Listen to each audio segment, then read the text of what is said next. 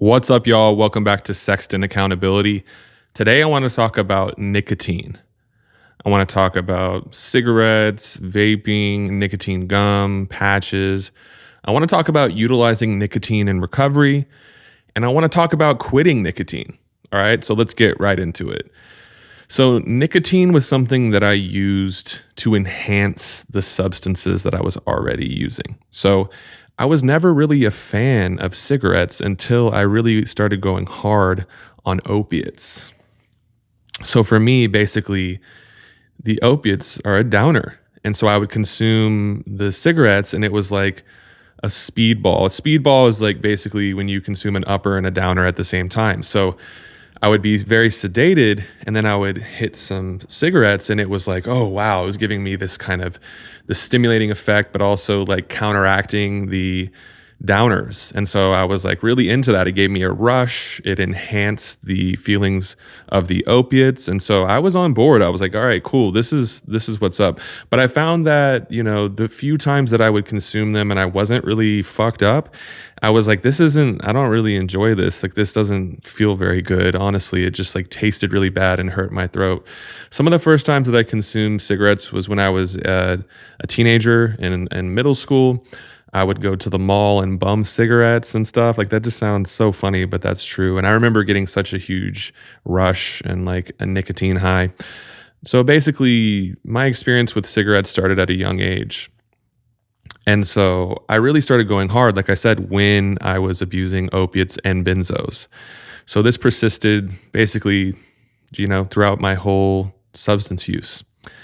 And so then when I got into recovery, that was one of the only things that was still acceptable was the nicotine, the caffeine. And so you'll see a lot of people in recovery are really going very hard on nicotine and caffeine. All right. So for me, it was a compromise. It was like, this is accepted. This is socially acceptable. I'm going to go really hard. So I continued to smoke cigarettes.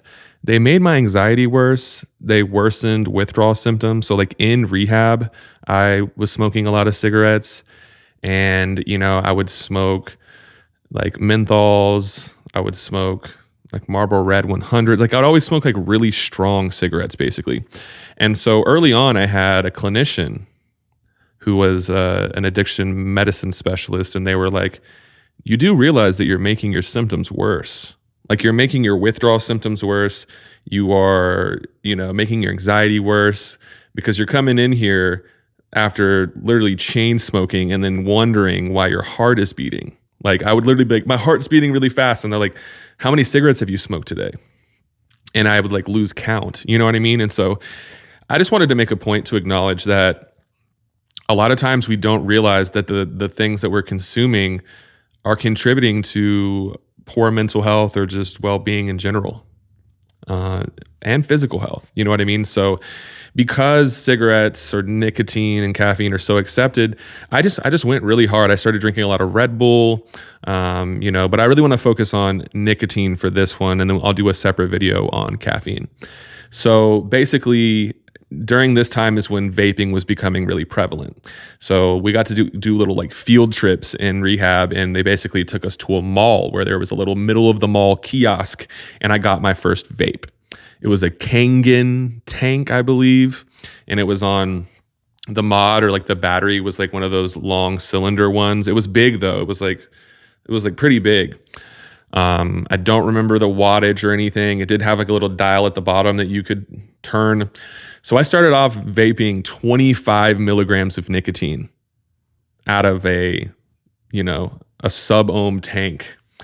So this was insane. Like, that is just way too much, to be completely honest. So I started to vape that, and I continued to smoke cigarettes as well. So basically I used it as like, oh, I can't smoke cigarettes in this area. Well, then I'm going to vape. So it was like, it wasn't really implemented as any type of like realistic approach to reducing harm. It was more so like I was just flooding myself with the most nicotine that I possibly could. So that alone was not sustainable. That was not, a realistic approach. But anyways, it was there. It was like I said, socially acceptable. It was accessible. And so I leaned pretty heavily on the nicotine. So there's something that started to change. All right. And this happened when I was out of treatment and I was a little bit more on my own. I started to realize that this became an obligation. So it wasn't just like a thing that I could do. It was something that I felt like I had to do. So it sucks to have something on you, or else your peace of mind just goes out the window. So, I would leave my vape behind. I would have to turn around and go home. I would misplace it. I would like leave it on the countertop at a store. Like that happened multiple times. And it was complicating. It was complicating everything.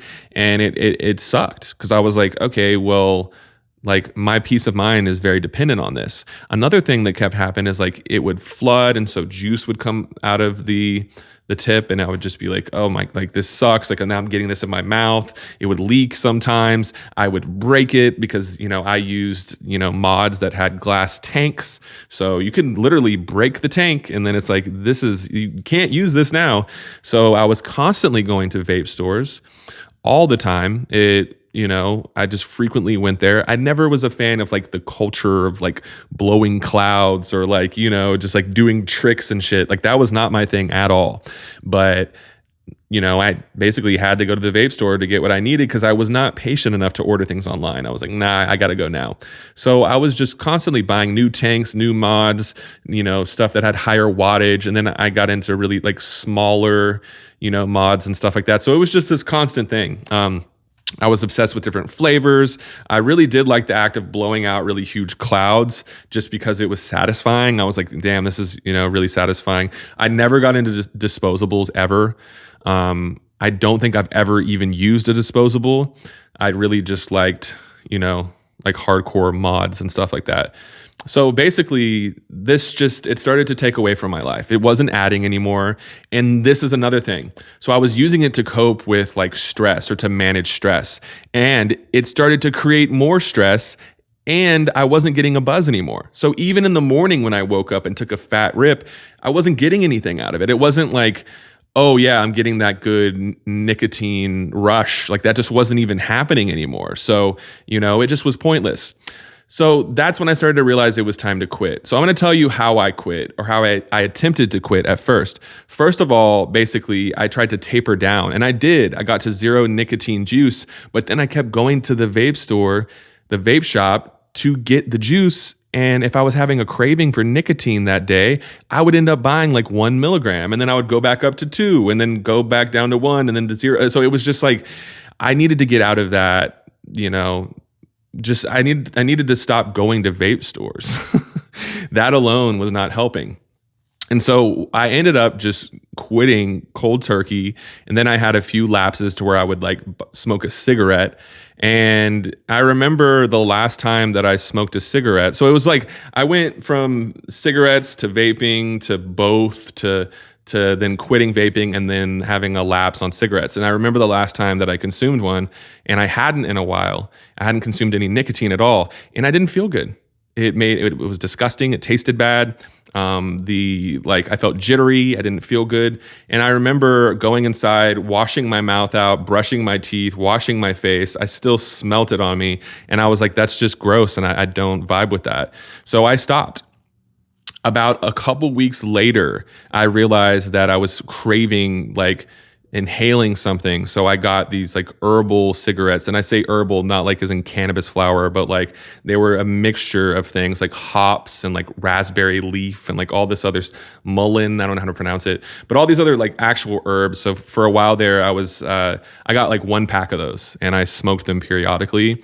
And then after that, I never smoked anything again. So it's been a little bit over 4 years now that I have not consumed nicotine or any like form of, combustion. I haven't like smoked anything. And I feel better. My anxiety levels are just at an all-time low. I still have, anxiety, but it's basically not intensified by me overusing a stimulant. You know what I mean? So that's my experience. Look, this is all subjective. So I'm someone that's in recovery from opiates and benzos. All right. my Klonopin withdrawal and symptoms lasted upwards of 10 months. Okay. So I had that to compare it to. And so as far as like the nicotine withdrawal, it was just it was not that intense for me, but that doesn't mean it's not intense for other people. Okay. Just because my subjective experience is that it wasn't that intense, it doesn't dictate everyone else's experience, basically, is what I'm saying. So that was my thing with nicotine. At this point, it's not something that I like have issues with cravings. Sometimes I will smell like vape juice that smells kind of good, and sometimes I'll even smell a cigarette that doesn't smell disgusting. But basically what I do in those situations is just kind of natural. Like my brain just goes to like, okay, that like didn't work for me. Just logically, like that just didn't work for me. So I don't really have to fight cravings or anything like that. But that's just my experience. If you're someone who's dealing with cravings, it's important to affirm the truth. So to look at, did this work? And if you're not doing it anymore, then likely it didn't. Look at the negative consequences and then look at what you're getting out of it. So look at the freedom that you get from not relying on nicotine. It's really important to look at both sides, the negatives you are experiencing and then the positives that you've gotten. If you're in the process of quitting, then you can put that out there and, basically manifest the things that you want to get out of quitting. And so it's important to be very intentional with this stuff and to be mindful. Okay. So that's my experience with nicotine. Hit me up if you have any questions. Let me know if you can relate in the comments. Please like and subscribe. I will be back with a video on caffeine. It may not be the next video. I don't know. We'll see. I like to keep it authentic. So let's go. Peace out. Be easy. Much love.